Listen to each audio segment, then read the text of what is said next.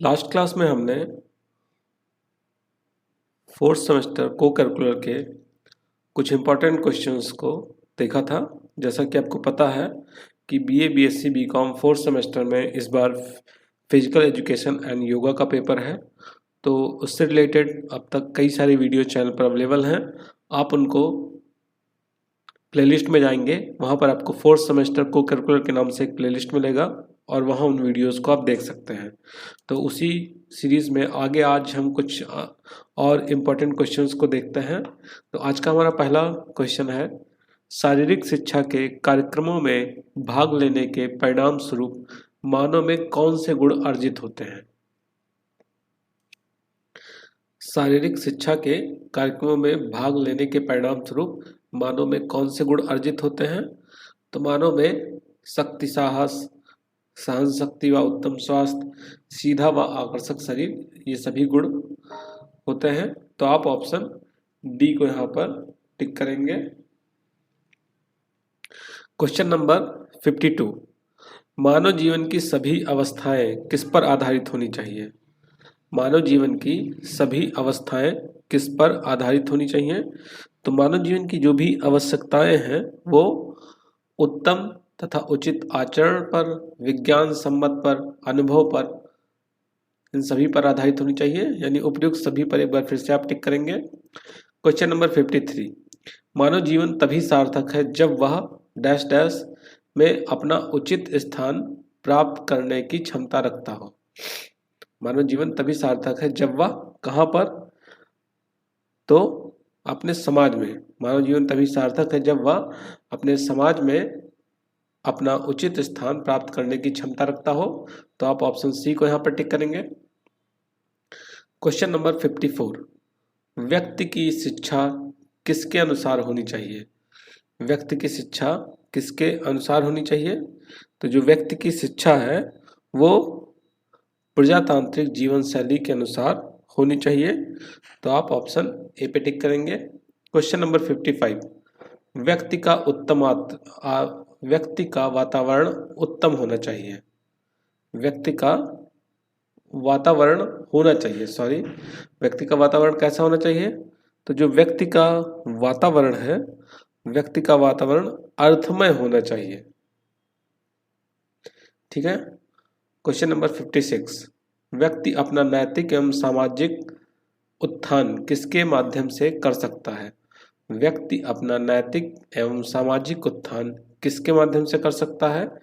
तो वो शारीरिक शिक्षा के माध्यम से अपना नैतिक एवं सामाजिक उत्थान कर सकता है। क्वेश्चन नंबर 57 की बात करें तो इंद्रियों को व्यक्त करने के लिए किसे ज्ञान का द्वार समझा जाना चाहिए। इंद्रियों को व्यक्त करने के लिए किसे ज्ञान का द्वार समझा जाना चाहिए। तो इंद्रियों को व्यक्त करने के लिए हमें शारीरिक शिक्षा को ज्ञान का द्वार समझा जाना चाहिए। तो आप ऑप्शन ए को टिक करेंगे। क्वेश्चन नंबर 58, ज्ञान के द्वारा की अनुभूति क्षमता बनी रहे, इसके लिए किसका स्वस्थ रहना आवश्यक है। ज्ञान के द्वारा की अनुभूति क्षमता बनी रहे, इसके लिए किसका स्वस्थ रहना आवश्यक है। तो इसके लिए इंद्रियों का स्वस्थ रहना आवश्यक है। क्वेश्चन नंबर 59, शारीरिक शिक्षा की प्रक्रियाओं के द्वारा कैसी परिस्थितियां उत्पन्न होती हैं। शारीरिक शिक्षा की प्रक्रियाओं के द्वारा कैसी परिस्थितियां उत्पन्न होती हैं। तो शारीरिक शिक्षा की प्रक्रियाओं के द्वारा प्रेरणास्पद, संतोषी व शैक्षिक परिस्थितियां उत्पन्न होती हैं। तो हम ऑप्शन डी को टिक करेंगे एक बार फिर से। क्वेश्चन नंबर 60, उद्वेग एवं उत्तेजनाएं किसके अनुसार कार्य करती हैं। उद्वेग एवं उत्तेजनाएं किसके अनुसार कार्य करती हैं। तो ये कार्य करती हैं वंश परंपरा के अनुसार। तो आप ऑप्शन ए को टिक करेंगे यहाँ पर। क्वेश्चन नंबर 61, किन क्रियाओं में भाग लेकर व्यक्ति को संतोष प्राप्त होता है। किन क्रियाओं में भाग लेकर व्यक्ति को संतोष प्राप्त होता है। तो व्यक्ति को प्राकृतिक क्रियाओं में भाग लेकर संतोष की प्राप्ति होती है। तो आप ऑप्शन ए को टिक करेंगे। क्वेश्चन नंबर 62, शारीरिक शिक्षा का उद्देश्य किस प्रकार के विकास से संबंधित है। शारीरिक शिक्षा का उद्देश्य किस प्रकार के विकास से संबंधित है। तो इसका उद्देश्य शारीरिक, मानसिक व चारित्रिक सभी प्रकार के विकास से संबंधित है, तो आप ऑप्शन डी को यहाँ पर टिक करेंगे। अगला क्वेश्चन, विद्वानों की राय में डैश डैश उसे कहते हैं जिसमें प्रक्रियाओं का चुनाव प्रभाव की दृष्टि से किया जाता है। विद्वानों की राय में डैश डैश उसे कहते हैं जिसमें प्रक्रियाओं का चुनाव प्रभाव की दृष्टि से किया जाता है। तो यहाँ पर विद्वानों की राय में शारीरिक शिक्षा उसे कहते हैं, यहाँ पर शारीरिक शिक्षा आंसर होगा। शारीरिक शिक्षा उसे कहते हैं जिसमें प्रक्रियाओं का चुनाव प्रभाव की दृष्टि से किया जाता है। तो आपका यहाँ पर ऑप्शन बी सही होगा। क्वेश्चन नंबर 64, हैगमैन तथा ब्राडनवेल ने शारीरिक शिक्षा के कितने उद्देश्यों की चर्चा की है। हैगमैन तथा ब्राडनवेल ने शारीरिक शिक्षा के कितने उद्देश्यों की चर्चा की है? तो इन्होंने शारीरिक शिक्षा के 4 उद्देश्यों की चर्चा की है। तो आप ऑप्शन बी को टिक करेंगे। क्वेश्चन नंबर 65, यह किसने कहा है कि आंगिक मानसिक सामंजस्य एवं विकास ही शारीरिक शिक्षा का उद्देश्य है। यह किसने कहा है कि आंगिक मानसिक सामंजस्य एवं विकास ही शारीरिक शिक्षा का उद्देश्य है? तो ये कथन है नैश के द्वारा, नैश ने कहा था। क्वेश्चन नंबर 66, बक के अनुसार शारीरिक शिक्षा के कितने उद्देश्य हैं? बक के अनुसार शारीरिक शिक्षा के कितने उद्देश्य हैं? तो इनके अनुसार शारीरिक शिक्षा के 5 उद्देश्य हैं। ठीक है। क्वेश्चन नंबर 67, व्यक्ति में गति का जो गुण है वह है, व्यक्ति में गति का जो गुण है वह प्राकृतिक होता है। तो आप ऑप्शन बी पे टिक करेंगे। क्वेश्चन नंबर 68, प्राकृतिक गति के आधारभूत कौशल के अंतर्गत आता है। प्राकृतिक गति के आधारभूत कौशल के अंतर्गत कौन कौन सी चीजें आती हैं? तो इसके अंतर्गत दौड़ना, उछलना, कूदना, फेंकना, मारना, चढ़ना, उतरना, ये सभी चीजें आती हैं। तो आप ऑप्शन डी को यहाँ पर टिक करेंगे। क्वेश्चन नंबर 69, शारीरिक शिक्षा की प्रक्रियाओं में डैश डैश अनिवार्य है। शारीरिक शिक्षा की प्रक्रियाओं में क्या अनिवार्य है? तो यहाँ पर सक्रियता अनिवार्य है। तो आप ऑप्शन बी को टिक करेंगे। क्वेश्चन नंबर 70, शारीरिक शिक्षा के तहत व्यक्ति डैश डैश माध्यम से प्रशिक्षित होता है। शारीरिक शिक्षा के तहत व्यक्ति किस माध्यम से? शारीरिक माध्यम से प्रशिक्षित होता है। तो आप ऑप्शन बी पे यहाँ पर टिक करेंगे। क्वेश्चन नंबर 71, शारीरिक शिक्षा की किन प्रक्रियाओं के दौरान व्यक्ति समग्र सक्रिय होता ही है? शारीरिक शिक्षा की किन प्रक्रियाओं के दौरान व्यक्ति समग्र सक्रिय होता ही है? तो खेलकूद, शारीरिक शिक्षा की खेलकूद प्रक्रियाओं के दौरान व्यक्ति समग्र रूप से सक्रिय होता है।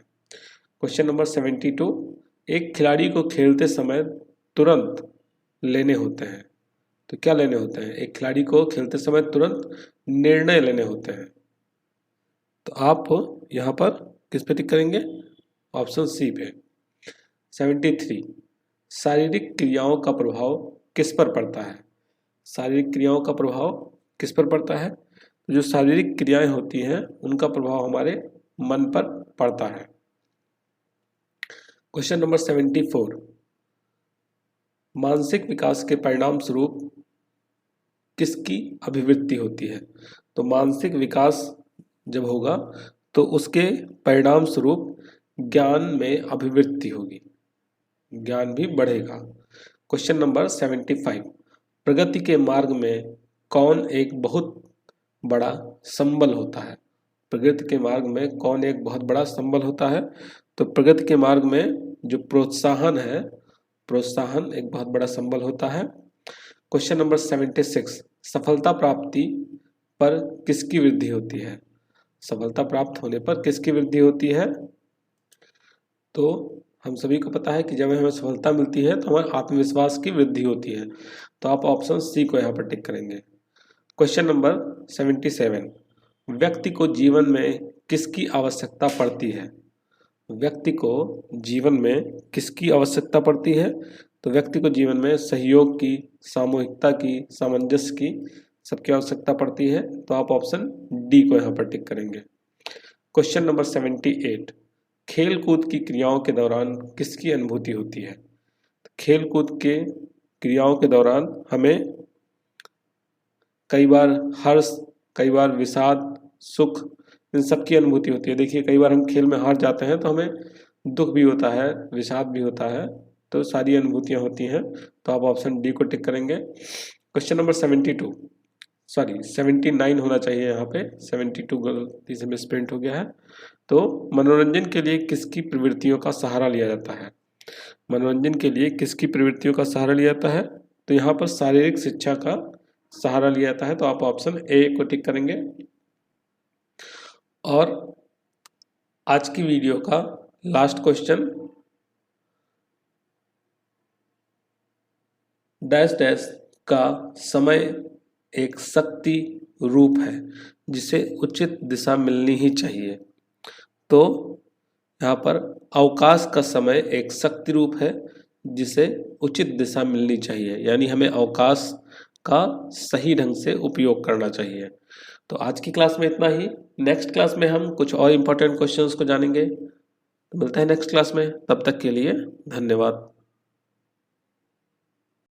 आपके इस चैनल पर अब तक सोशल साइकोलॉजी, समाज मनोविज्ञान, साइकोपैथोलॉजी या मनोरोग विज्ञान, बेसिक साइकोलॉजिकल प्रोसेस, सांख्यिकी, स्टैटिस्टिक्स, रिसर्च मैथोलॉजी, शोध अनुसंधान, इन सभी से संबंधित नोट्स के वीडियोस अवेलेबल हैं। इनके साथ साथ एमसीक्यू टाइप क्वेश्चंस भी, ऑब्जेक्टिव क्वेश्चंस भी, जिसमें सोशल साइकोलॉजी से रिलेटेड, एबनॉर्मल साइकोलॉजी से रिलेटेड, पर्सनालिटी एवं मेंटल टेस्ट से रिलेटेड, स्टैटिस्टिक्स, सांख्यिकी से संबंधित, रिसर्च यानी शोध से संबंधित, गाइडेंस काउंसलिंग, परामर्शन एवं निर्देशन से संबंधित, इन्वायरमेंटल साइकोलॉजी और लास्ट में साइकोलॉजी प्रैक्टिकल से संबंधित कंप्लीट वीडियोस चैनल पर मिल जाएंगे। आपको इन वीडियोस के लिए सिर्फ यहाँ पर जो आपका वीडियो के नीचे टाइटल है, टाइटल के सामने आपको डिस्क्रिप्शन का एरो दिख रहा है, इस एरो पर आप क्लिक करेंगे, नीचे आपको सभी प्लेलिस्ट के लिंक प्रोवाइड हैं।